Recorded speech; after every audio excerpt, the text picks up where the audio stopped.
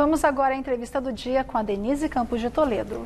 E nós vamos falar agora sobre as relações entre o Estado de São Paulo e a China, insumos para a Coronavac, investimentos estrangeiros. Eu converso com o Júlio Serson, que é secretário estadual de Relações Internacionais. Secretário, boa noite. Boa noite, Denise. É um prazer estar com você e os telespectadores da Gazeta mais uma vez. Bom, São Paulo já tinha uma relações comerciais com a China antes da pandemia, inclusive na área de medicamentos, e de repente nós tivemos aí alguns problemas no fornecimento de insumos. Esses problemas já estão solucionados?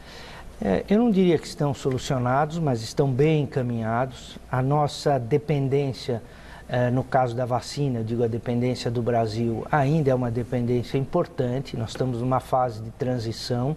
Em breve, o Instituto Butantan vai poder fabricar as vacinas diretamente aqui no Brasil e até ter os insumos para isso, mas nós estamos num processo de transferência de tecnologia que leva algum tempo. E como você disse, a China tem sido e é o maior parceiro comercial do Estado de São Paulo. Essa parceria é muito importante, longe de ideologias, de pensamentos negativos. Nós temos que pensar no bem da população, nos resultados comerciais, na geração de empregos e oportunidades, e agora na questão da saúde. Agora, as relações iam além da questão da vacina, coincidiu que infelizmente houve a pandemia. Agora, em relação a outros investimentos em geral no estado de São Paulo, tem como avançar com a agenda neste ano? Porque nós tivemos suspensão de eventos no ano passado, uma série de coisas foram interrompidas. Como é que se trabalha para este ano?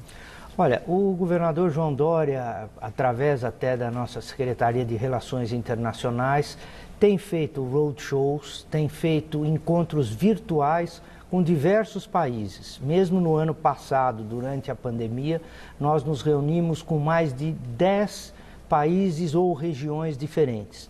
Singapura, China, Estados Unidos, Itália, Inglaterra, um grupo também de países europeus, enfim, o mundo inteiro, Emirados Árabes. Nós temos feito esses roadshows virtuais, oferecendo o plano de privatizações e parcerias e, mais do que isso, oferecendo o plano 21-22, feito pelo ministro Meirelles, que é o plano de retomada econômica. Nós estamos já nos preparando para quando a economia, se Deus quiser, voltar a um caminho normal, nós estejamos preparados para essa retomada. Agora, quais seriam as principais áreas que podem contar com capital externo? Olha, nós temos aqui um plano de privatizações e parcerias que passa de 5 bilhões de dólares a serem oferecidos. São mais de 20 projetos coordenados pelo próprio governo do estado, pela Secretaria de Governo, que fica a cargo do vice-governador Rodrigo Garcia, aonde nós oferecemos desde trens, portos, aeroportos, ferrovias, como eu disse, trens, enfim, transporte fluvial, há uma série de oportunidades e que o capital estrangeiro está ávido por isso. Apesar da crise mundial e apesar do Brasil ter muitas dificuldades, o capital não sumiu, o capital está por aí. E aí não só chineses, mas diversos parceiros internacionais estão em contato com o governo de São Paulo para que a gente trate desses investimentos. Agora, dá para se perceber alguma mudança no contexto global? Por exemplo, com a eleição de Biden, que defende organismos internacionais, nós tivemos mudança agora na direção da OMC. Dá para se trabalhar de uma forma diferente? Como é que fica o Brasil nesse contexto?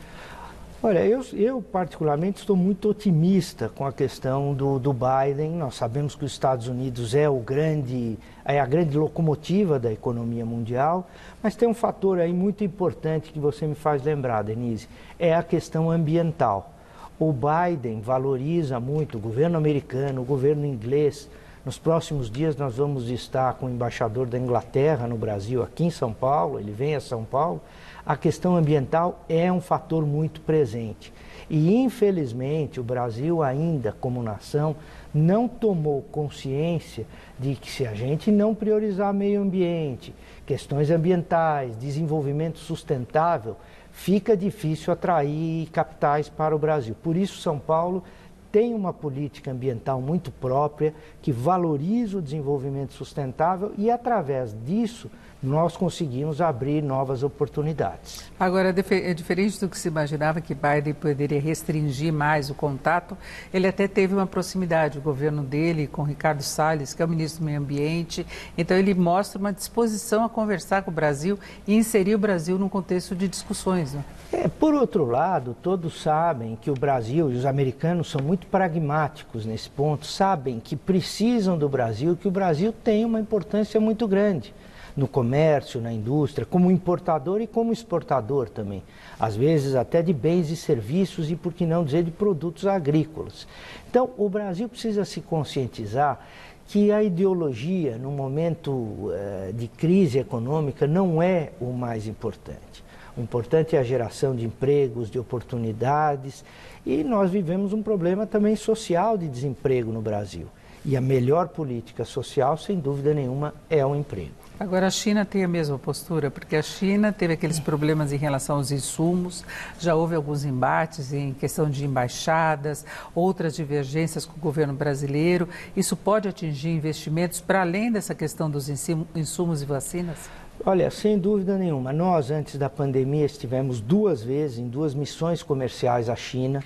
A relação nossa com a China, com o Estado chinês, quando eu digo nossa, do Estado de São Paulo, é muito forte.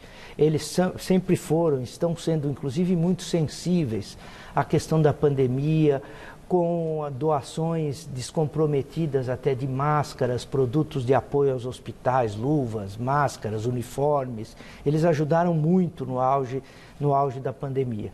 E nós estamos oferecendo isso. A China também é muito pragmática, não é à toa que o São Paulo tem o único estado do Brasil que tem um escritório em Xangai, já desde de 2019, desde pré-pandemia. Esse escritório cuida dos interesses das empresas de São Paulo, e por que não dizer até do Brasil na China, funciona como um bom entreposto comercial, e a tendência, o comércio chinês e o comércio brasileiro, até eu vou lhe dizer, com essa proximidade com a questão das vacinas, tende até a aumentar, melhorar muito, não digo nem nos próximos anos, já nos próximos meses. Agora, nós estamos vendo uma série de mudanças aí em termos de legislação, de novas regras no que se refere às vacinas, né? Tem uma decisão hoje do Supremo, por exemplo, permitindo que estados e municípios adquiram as vacinas, no caso do Ministério da Saúde não cumprir o cronograma.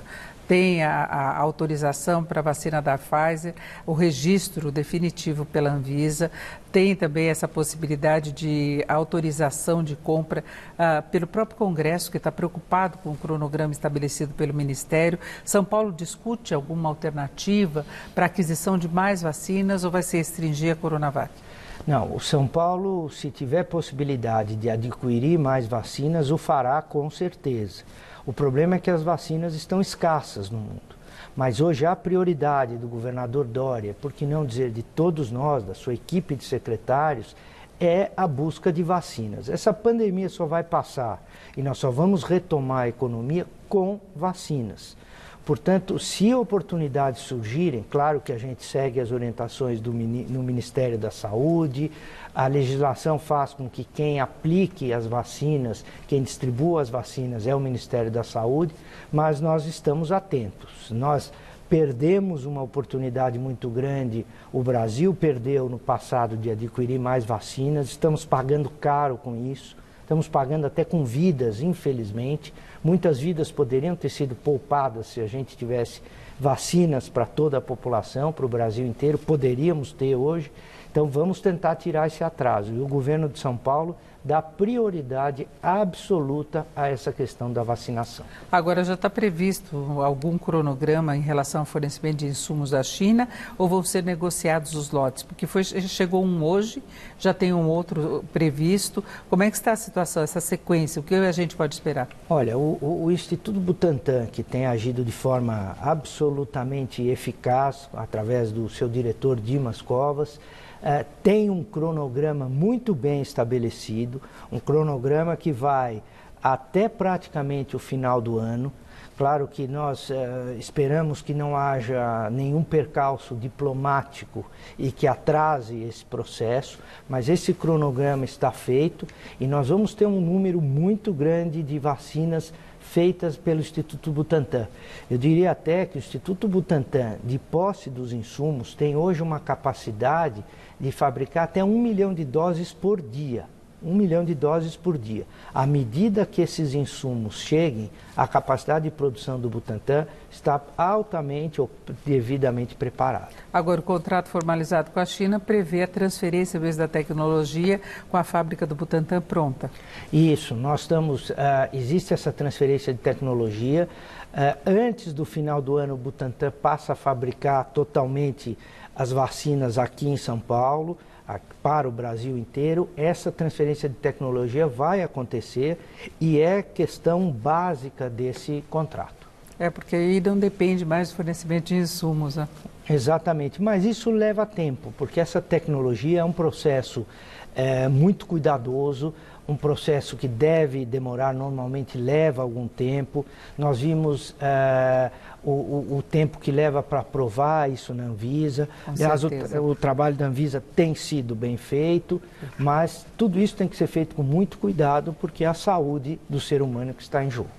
Eu vi aqui, conversei com o Júlio Serson, que é secretário estadual de Relações Internacionais. Secretário, muito obrigada. Uma boa noite. Boa noite, Denise. Obrigado a você. Com vocês.